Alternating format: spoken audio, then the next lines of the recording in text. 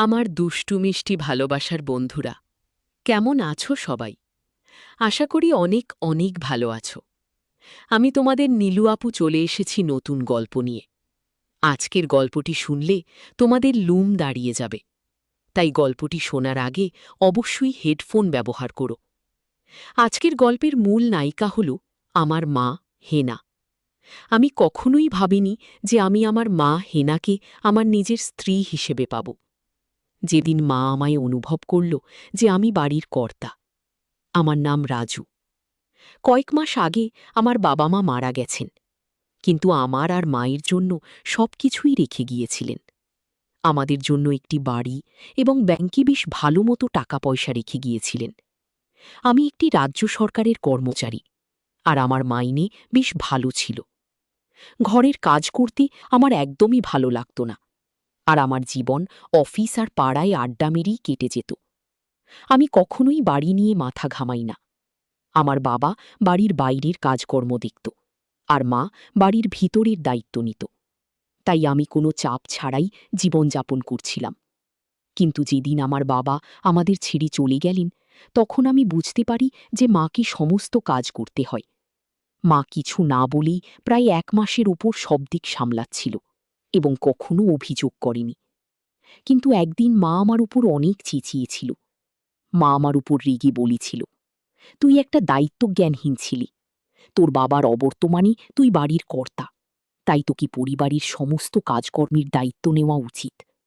মায়ের জন্য আমার খারাপ লাগল এবং তখন থেকে বাড়ির সব কাজকর্ম করতে শুরু করলাম, আর মাকে সবভাবে সাহায্য করতে লাগলাম। আমি বাড়ির বাইরের সমস্ত কাজ করতে লাগলাম এবং মা আর কখনো অভিযোগ করেনি। মা খুব খুশি হয়েছিল। প্রতিটি জিনিস ভালো চলছিল, যতক্ষণ না বুঝলাম মাও একজন মহিলা। আমার এখনও সেই দিনটি মনে আছে। আমি কাজ থেকে তাড়াতাড়ি এসেছি এবং যেহেতু মা আমার জন্য দরজা খুলিনি, আমি আমার চাবিটি দিয়ে দরজা খুলে বাড়ি ঢুকলাম। বাথরুম থেকে শাওয়ারের আওয়াজ আসছে। আমি আমার সমস্ত জিনিসপত্র রাখার জন্য আমার ঘরে গেলাম।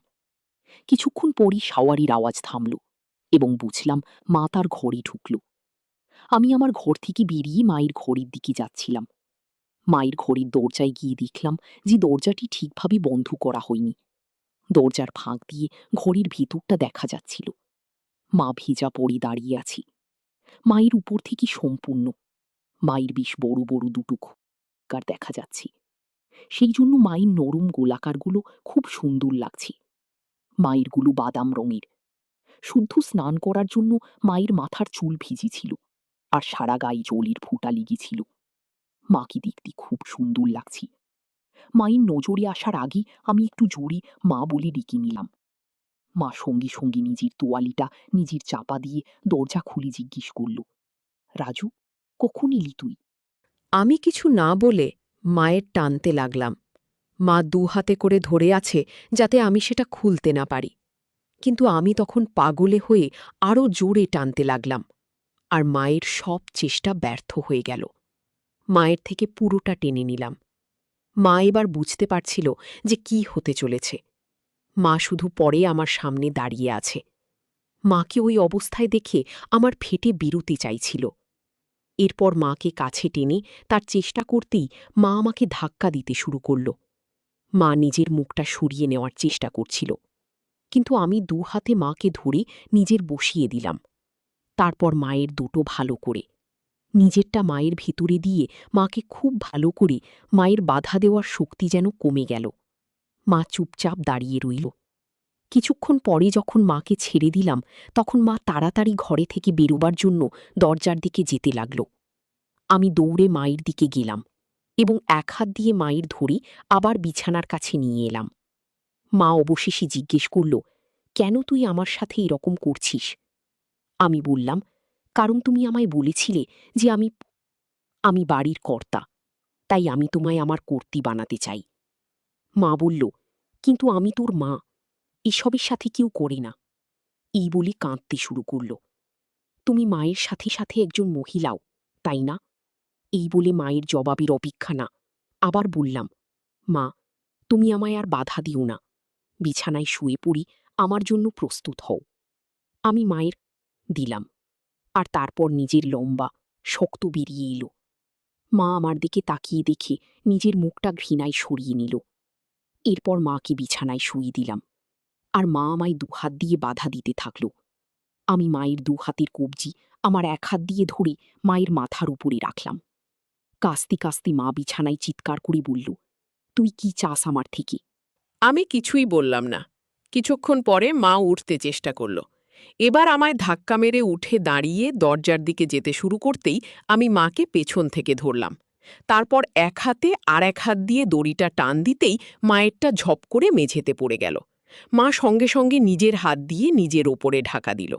এরপর আমি মাকে আমার দিকে ঘোরাতেই মা আরও বেশি করে কাঁদতে শুরু করল আর নিজের ঢাকার চেষ্টা করল। আমি দাঁড়িয়ে দাঁড়িয়ে মায়ের দেখছিলাম। মা কাঁদতে কাঁদতে বলল, এরকম করিস না, আমি তোর মা হই। আমি মায়ের মুখের দিকে তাকিয়ে বললাম, এবার থেকে তুমি আমার জীবন সঙ্গিনীও হবে। এই বলে মায়েরটা খুলে দিলাম। মা তখন এক হাতে নিজের আর অন্য হাতে নিজেরটা ঢেকে মাথা নিচু করে দাঁড়িয়ে থাকল। মাকে অসম্ভব সুন্দরী লাগছিল। আমি মায়ের হাত দুটো জোরে করে সরিয়ে দিতেই সুন্দর নরম বড় বড় দেখতে পেলাম। বাদামি রঙের দুটো শক্ত হয়ে দাঁড়িয়ে আছে। বুঝলাম মা হয়ে গেছে। আমি এবার মাকে বিছানায় শুইয়ে দিয়ে মায়ের ওপর শুয়ে পড়লাম। কিন্তু মা তখন নিজের হাত দিয়ে আমার বাধা দিচ্ছিল। এবার মায়ের দুটো হাতের কবজি একসাথে এক হাত দিয়ে ধরে মায়ের মাথার ওপর ধরলাম, আর একটা হাত দিয়ে মায়ের ধরলাম। মায়ের কালো ঘন ঢাকা ছিল। মা পা দুটো একসাথে চেপে রেখেছিল, তাই আমি আমার পা দিয়ে মায়ের দুটো পা জোরে করে ছড়িয়ে দিয়ে একটা আঙ্গুল ভেতরে দিলাম। মা হিসিয়ে উঠল আর বলল, এরকম করিস না, এটা পাপ কাজ। আমি কোনো কথা না বলি মায়ের খেতে খেতে। কিছুক্ষণের মধ্যেই মায়ের ভিজে গেল, আর মা শুধু না করতে করতে বের করে দিল। মা হাঁপাতে হাঁপাতে বিছানায় পড়ল। আমি এবার মায়ের হাত দুটো ছেড়ে দিলাম, আর মায়ের বাধা দেওয়াটাও যেন বন্ধ হয়ে গেল। এবার আমি মায়ের উপভোগ করতে শুরু করলাম। কিছুক্ষণের মধ্যে ঘুমিয়ে গেলাম। পরের দিন সকালে যখন উঠলাম মাকে বিছানায় দেখলাম না। আমি তখনও আমার বিছানায় ছিলাম। আমার এখনো মেঝেতে রয়েছে, তবে আমার মায়ের চিহ্ন নেই। এক মুহূর্তের জন্য আমি ভাবলাম যে আমি কি স্বপ্ন দেখছিলাম, কিন্তু তারপর যখন বিছানায় দেখলাম যে দাগ, তখন বুঝতে পারি যে এটি স্বপ্ন নয়। আমি সত্যি করেই মাকে রাতে আমি তখন খুব অপরাধ বোধ অনুভব করলাম। আমার ঘড়ির বাইরে হাঁটার মতো সাহস আমি পেলাম না। আমি যতক্ষণ পারলাম ঘরের মধ্যেই থাকলাম। এটা ভালো যে সেদিনটা রবিবার ছিল। কয়েক ঘন্টা পরই আমার মা দুপুরের দিকে আমার ঘরে এসে আমায় ডেকে বলল, অনেক বেলা হয়ে গেছে, তাড়াতাড়ি ঘুম থেকে উঠে পড়। মায়ের ডাক শোনার পরই আমার মধ্যে কিছুটা আত্মবিশ্বাস ফিরে এলো। আমি তাড়াতাড়ি বাথরুমের কাজ করি আবার নিজের ঘরে চলে এলাম। আমি আমার মাকে আরও বেশি সময় এড়াতে চেষ্টা করেছি, যতক্ষণ না সে আমাকে আমার লাঞ্চ খেতে ডেকেছিল। সেই দিনটি আমাদের দুজনের জন্য এক ভয়াবহ দিন ছিল। আমরা কখনোই কোনো কথা বলিনি। এইভাবে আরও কয়েকদিন পার হলো, যেখানে আমি আর মা দুজন দুজনকে এড়িয়ে চলতে লাগলাম। যেহেতু আমি চাকরি করি, তাই অনেকটা সময় আমি বাড়ির বাইরে থাকতাম। না হলে এরকম পরিস্থিতিতে আমি হয়তো পাগল হয়ে যেতাম। এই সময় মাও আমাদের প্রতিবেশী এবং নিকট আত্মীয়দের সাথে অনেক সময় দিত। সম্ভবত আমার থেকে দূরে থাকার জন্যই মা এটা করত বলে আমার ধারণা। প্রায় ১ মাস শেষ হবার পরে আমি ঠিক করলাম এভাবে চলতে পারে না, এবং আমাকেই কিছু একটা করতে হবে। বৃহস্পতিবার আমাদের রাতের খাবারের পরে আমি মাকে বললাম, মা আমি খুব দুঃখিত, এবং আমি কখনোই তোমাকে আঘাত করার জন্য এটা করিনি। আমি সত্যি তোমায় খুব ভালোবাসি। মা আমার দিকে তাকিয়ে তারপর কান্নায় ফেটে পড়ল। আমার খুব খারাপ লাগছিল। স্বাভাবিক অবস্থায় ফিরে আসতে আরও ২ দিন লেগেছিল।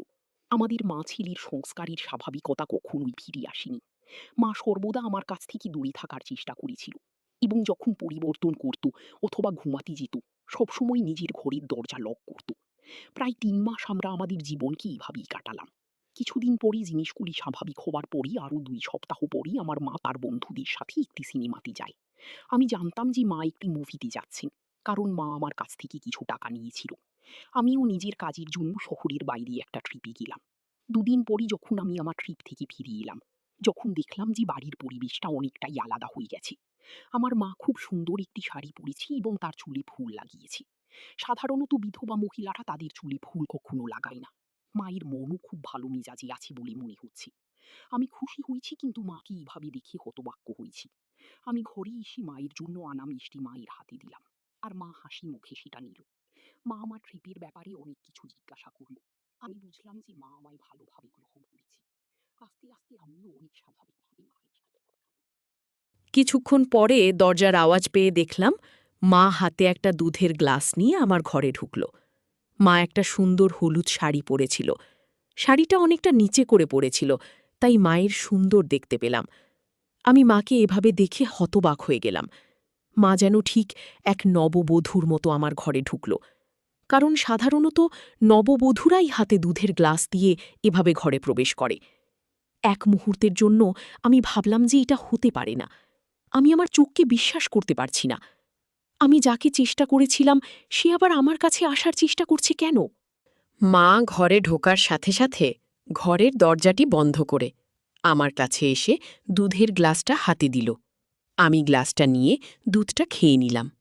গ্লাসটা টেবিলে রেখে মা আমার কাছে এসে দাঁড়িয়ে মুচকি হেসে বলল, তুমি যদি চাও তাহলে তোমার মা তোমার কর্ত্রী হতে প্রস্তুত। মায়ের কথা শুনে আমি হতবাক হয়ে গেলাম, আর সঙ্গে সঙ্গে আমারটা আরও শক্ত হয়ে গেল। আমি বিশ্বাস করতে পারছি না যে আমার নিজের মা আমাকে তাকে আমন্ত্রণ জানাচ্ছে।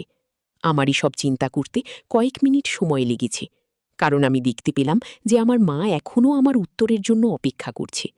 এই মুহূর্তে আমি কি করব বুঝতে পারছি না। আমার মাকে দেখতে ঠিক একজন সদ্য বিবাহিত কনের মতো লাগছে। মা নিজেকে আমার কর্ত্রী হিসেবে গ্রহণ করার জন্য প্রস্তাব দিচ্ছে, এবং আমার শক্ত হচ্ছে। হ্যাঁ, হ্যাঁ বলার বাইরে আমি আর কিছুই ভাবতে পারলাম না। এরপর থেকে আমাদের সম্পর্ক স্বামী স্ত্রীর মতো হয়ে গেল। মা আমার ঘরে প্রতি রাতই শুতে আসত। কারো কৌতূহল হতে পারে তাই মায়ের ঘরের বিছানাটাও সাজানো থাকত। দিনের বেলায় যখন কেউ আমাদের চারপাশে থাকি তখন আমরা কেবল মা এবং ছেলে, কিন্তু রাত হলেই আমরা স্বামী ও স্ত্রী হয়ে যেতাম। মা স্বামীর কাছ থেকে ফিরে আসার অপেক্ষায় স্ত্রীর মতো পোশাক পরে আমার জন্য অপেক্ষা করত।